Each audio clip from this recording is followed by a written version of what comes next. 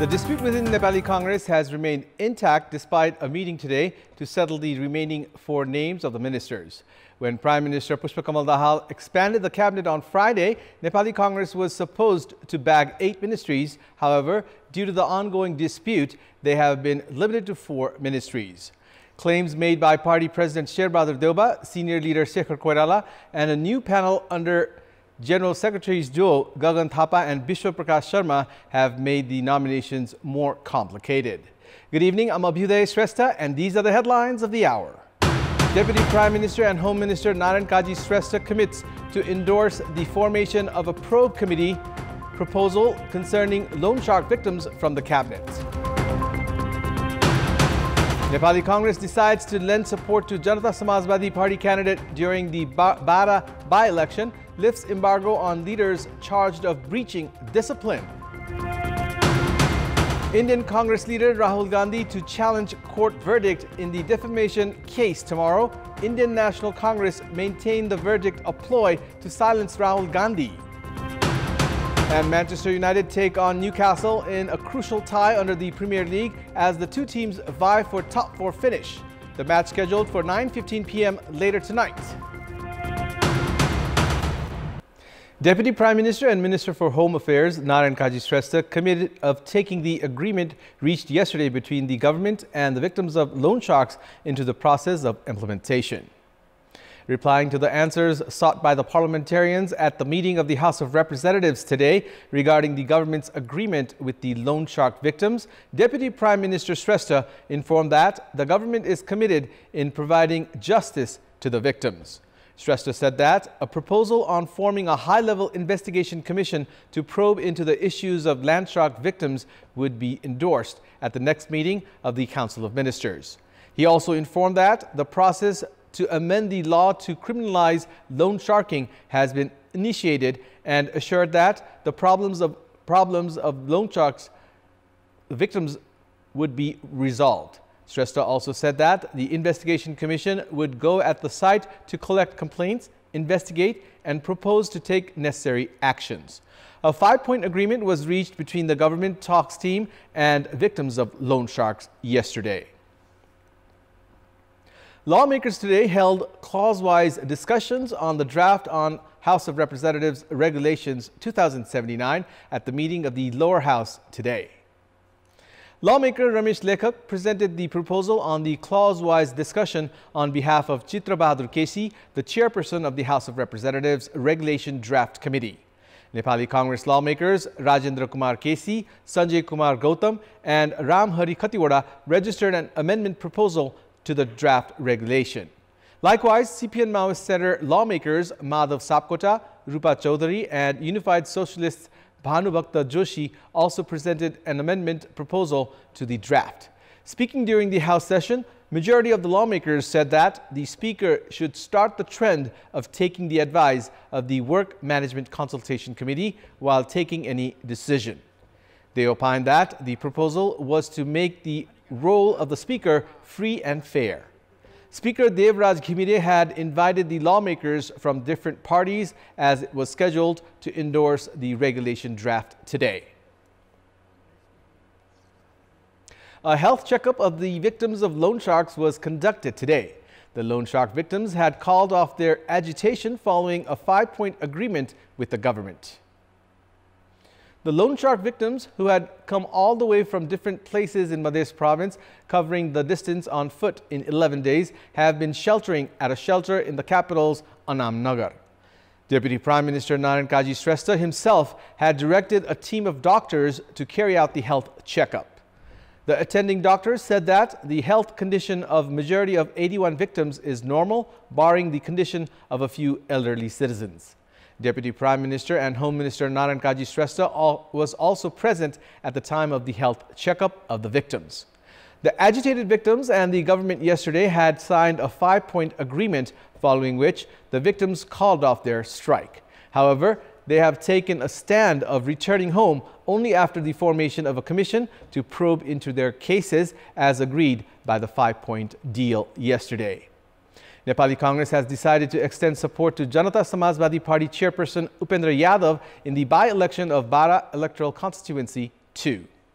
At the Central Work Execution Committee meeting held at the party office in Sanipa earlier today, Nepali Congress President Sherbahadur Deuba had proposed to support Janata Samajwadi Party chairperson Yadav in Bara 2 in the April 23rd by-election. The meeting endorsed the proposal. The meeting also discussed about remaining 4 ministers to be included in the government from the party. Nepali Congress has been allocated 8 ministries. However, only 4 party members have so far joined the Council of Ministers. The Shekhar Koirala-led faction of the party has remained firm in its demand of 3 portfolios, while party president Sherbahadur Deuba had asked for only 2 names from the faction. The Central Work Execution Committee meeting also decided to scrap the actions to be taken against leaders including Govindaraj Joshi and Vikas Koirala. The meeting decided that leaders of Bara, Tanahu and Chitwan, who were alleged of violating the party's rules by contesting the elections as independent candidates, would not face action and their party membership would continue. Former Minister Joshi had contested against party leader Ramchandra Paudel as a rebel candidate in Tanahu 1 in the November 20 election. Likewise, the party had taken action against leader Vikas Koirala, who contested as an independent candidate against then Nepali Congress President Sushil Koirala in the 2013 parliamentary election in Chitwan 4. Meanwhile, cadres of the Nepal Student Union, the student wing of the party, have started a sit-in at the party office in Sanipa with a demand of general convention. The Chief Election Officer of Chitwan 2, Basudev Neupane, has said that the nominations for the by-elections will be registered tomorrow in a cordial environment. Inaugurating the office of the Chief Election Officer in Bharatpur, Chief Election Officer Neupane urged the political parties to abide by the Election Code of Conduct. Likewise, Chief District Officer Surendra Paudel said that the security departments are committed to conclude the by-election in a peaceful manner. According to the Chief of District Election Officer Chitwan, Bhimsen Karki, the number of voters in Chitwan 2 has increased by 480. The total number of voters in Chitwan Electoral Constituency 2 has reached 124,695. Likewise, 43 voting stations and 138 voting centers have been set up for the upcoming by-election in Chitwan 2. Welcome back. 95% of the construction works of the 102 megawatt Mid-Bhotekoshi hydroelectricity project have been completed. According to the Chief Executive Officer Ram Gopal Siwakoti, the hydro project being constructed with the supervision of Chilime Hydroelectricity under the Nepal Electricity Authority has a target of completing the project by mid-July. The construction of major structures of the hydropower, including the embankment, has completed. Concrete lining is underway after the completion of the 7.2-kilometer long tunnel. Major civil works of the electricity center have been completed, while generator and other equipment are being installed. According to the project, the construction of towers for 220 kV capacity transmission line in the 4-kilometer section from the center to the Barabise substation has been completed. Around 542.2 million units of electricity is to be produced from the project each year. The Nepal Electricity Authority is to purchase electricity from the project at 8.4 rupees per unit in winter and 5.8 rupees during monsoon. The company expects to generate 2.8 billion rupees in annual revenue. It is the World Autism Day today. The day is being marked in the country by conducting programs to increase awareness about autism. Autism is a complicated condition that includes problems with communication and behavior. Doctors say autism must be timely identified and autistic children require special care. The World Autism Day started being celebrated on 2nd of April after the declaration by the United Nations in 2008.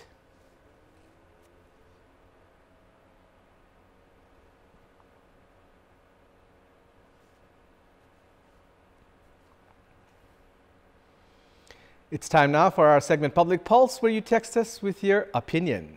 Public Pulse. Here's the question. What should be done to ensure effectiveness of the reintegration program for migrant workers? Your options are A. Identify skills and provide training, B. Conduct national campaign, and C. Hand responsibility to local level. The voting is on. Type NEWS, select your option A, B, or C, and send it to 34001 to share your opinion with us. And it's time now for the international updates.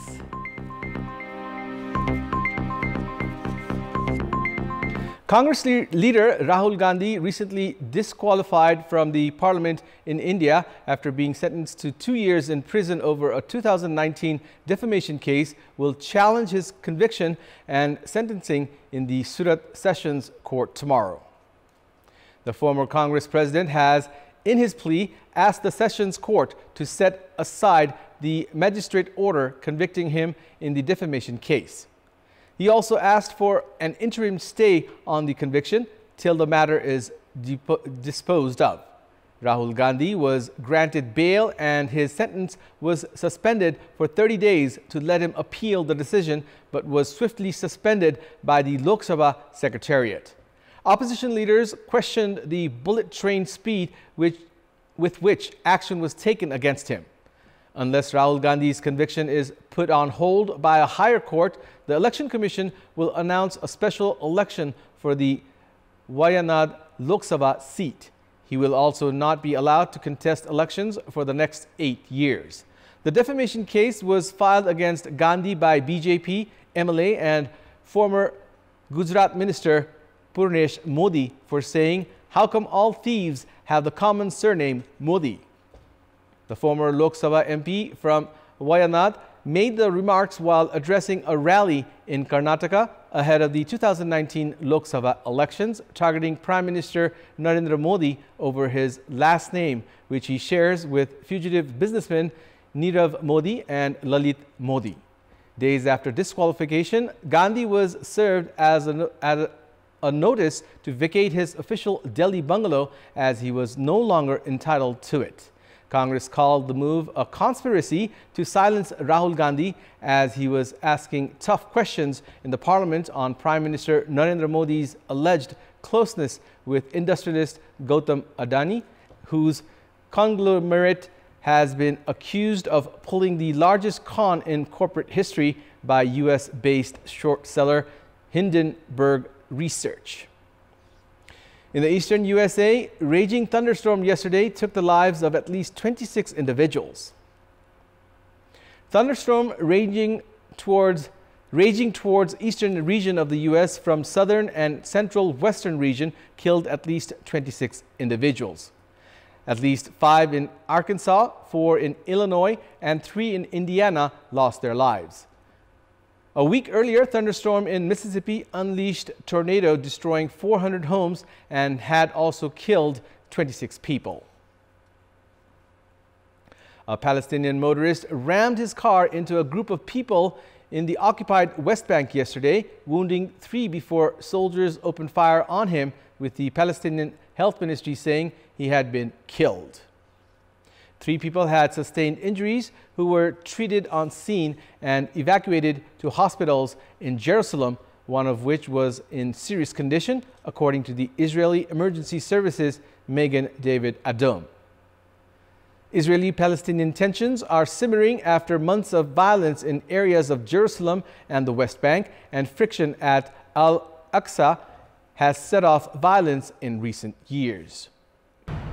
And that's all for the moment. Our next English bulletin will air at 10:30 tonight. Thank you for watching. Have a good evening.